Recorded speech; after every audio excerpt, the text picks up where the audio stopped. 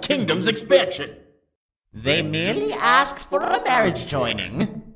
So I'm to bow to them and share my land that I have so rightfully conquered? Oh. Oh my. I peeked from behind the pillar to see a large demon covered in royal clothes, but buff enough to be a military commander. His rage practically emanated from his body as he growled at a servant. They are willing to give their land to you, sire. All they ask is for one of your sons to marry their daughter, whom I might add is as beautiful as can be. Of course, the little servant would have this voice. Of course. This is ridiculous! To suggest that I need their approval to take their land is beyond insanity. What makes them think I care about their precious daughter? Did I mention that she is a prodigy of her kind, sire? A prodigy? Yes, my lord. This succubus is a master of her skills in magic and mind manipulation. She is said to sway armies with a snap of her fingers, despite being as young as she is. Impossible! If only it were, sire. This succubus is dangerous, but would be a great asset to have should we agree to this arrangement. The only reason she cannot face you, my lord, is because you are the strongest demon in the plains. Is this supposed to change my mind? Yes, my lord. You are doing a terrible job at convincing me. My apologies, sire. I was lost. I could tell that they were talking about Diana, but why? Father. I quickly turned my head to see another demon, who looked like a mere child, staring at the throne, at the demon commander. Father? Ah, Raystrow, have you finished your training? Yes, Father. Then what do you want? I want to be with my brothers the best of the day, Father. The demon commander walked to the young demon and gripped his hair, picking him up off the ground and forcing him to look up at a snarl. The young demon, however, looked unfazed. Huh, arrogance. Why should I allow you to be with them? I should kill you for your lack of respect to me. Because I want to be with them, Father. I could only stare as the young demon faced his father, despite the massive difference between them. This young demon seemed weaker and easy to kill versus the demon commander. Why would this man kill his son, though? Was this commander that ruthless? However, I wasn't expecting him to laugh and release the young demon. Good! Assertive even in the face of danger. That is why you are my favorite son. Very well. Go.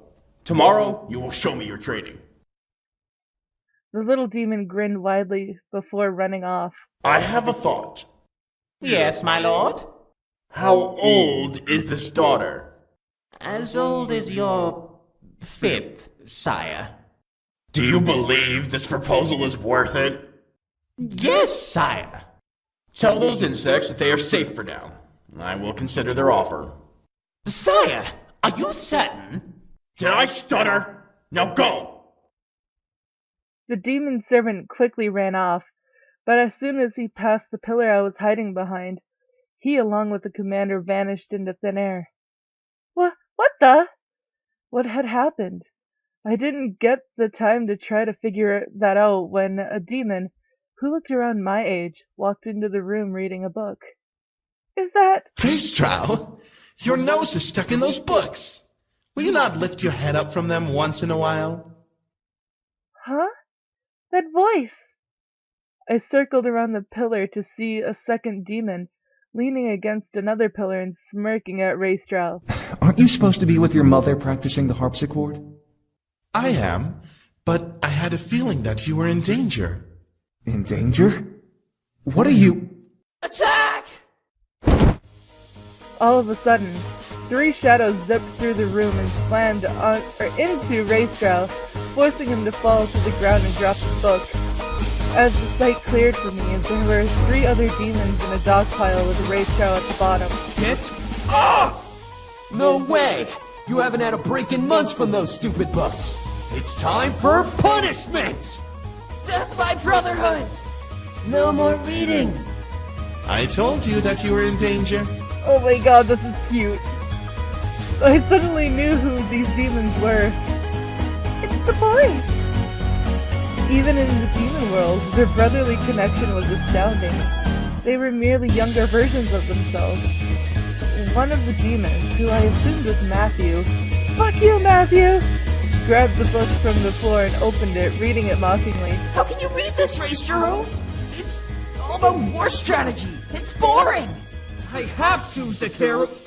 Get off! There's only one thing you need to know about strategy.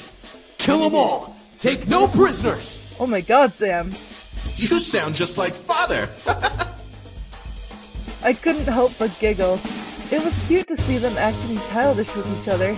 Eventually, James managed to push his brothers off of him and Stan brushed himself off. You all are reckless. At least we have fun. It's true. You haven't been with us in weeks. Don't you think it's time for a break? I'm sure Father won't mind. But I have to... I know you want to, Raistero. Damn it. What is going on here?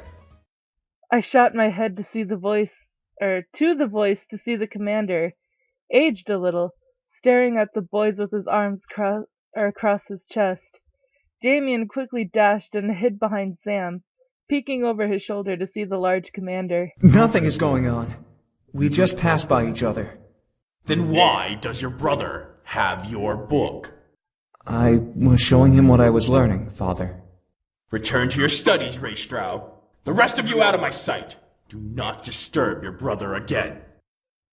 I could only stare as James gently took his book and, without looking at his brothers, returned to reading.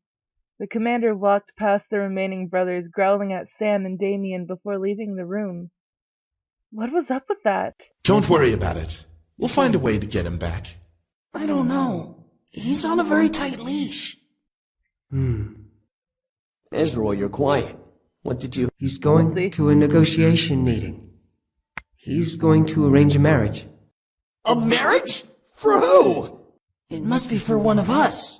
He hasn't decided who will marry her. It's a girl from a kingdom he wants to take over. But that's uncharacteristic of him. Usually he'd just attack with the army. Whatever the case is, one of us is getting married. I hope it isn't me. What about Raistero? He's the eldest. It would make sense, but having a succubus marrying one of us means that she'll be practically married to all of us. Well, what should we do? Before the conversation could continue, the boys vanished into thin air, fading into different colored mists. Replacing them was an older Damien and Matthew, sitting with each other in the middle of the throne room. Do you think we should? Oh my god! What? Oh man, them ram horns though. I really want to. I want to as well. Still, it'll be hard to convince Raistero, since he's the one about to be married and he's the favorite. We don't know that, Sekeru. Maybe she's set to marry you. No way! I don't want to get married. I don't think you'll have a problem with that baby face of yours. Oh, hi Sam. Hi. I looked over to see Sam join the duo, crossing his arms and raising an eyebrow at his brothers. What are you two talking about? We got into contact with the human world again. Come on, Ezra. You give humans too much attention. No way, you gotta listen. They apparently have stores and books and schools and stuff. So what? It's full of humans who piss on each other for no reason. They're no better than the devil spawn. Oh. Nuh-uh, the one we were talking to wasn't like that. How do you know, Sekeru? Because I do! It's Grandpa! What is going on here? Oh, hi James. They want to go to the human world. The human world? Raistero, think about it. You won't have to marry that girl and be the heir anymore. You could be with us, and we can make lives for ourselves in the new world. Now, doesn't this sound familiar in the U.S. history books? Now you're just talking nonsense. I vote that we do it. Oh, hi, Eric. Huh? Oh, not you two. Think about it. This may be our chance to finally get away from this political nonsense we're stuck in. We may be nobles, but we're still our own beings. Ristrao is in. What? Azrael? Whoa! So how do we get there? Are you kidding me? You don't even know how we'd get there. A simple spell should work, but it would require someone from the human world to help us get there. We can ask him. Oh, he'd definitely help us. I'm not so sure about... Reistra, aren't you tired of pleasing Father all of the time? I am, but... If you stay, you'll be married off and become ruler of Father's kingdom. You'll have no time for yourself or with us, and you'll be constantly at war with the other realms for power. You'll most likely turn into the spitting image of Father.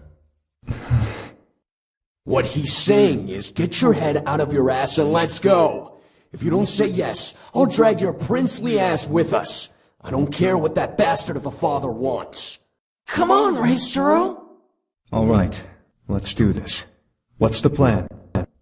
Oh, Jesus. I couldn't believe what was happening. I was seeing the entire process of their life before my eyes. They were nobles, and James was the heir to the kingdom the commander ruled. Even more so, he was going to be married to Diana.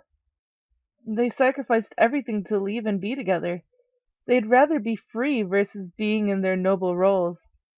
I started to feel a little jealous. They were able to leave while I was still expected to be what my father wanted me to be. How were they able to leave?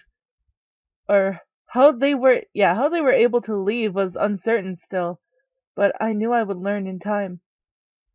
I closed my eyes and mentally asked Damien to end the vision.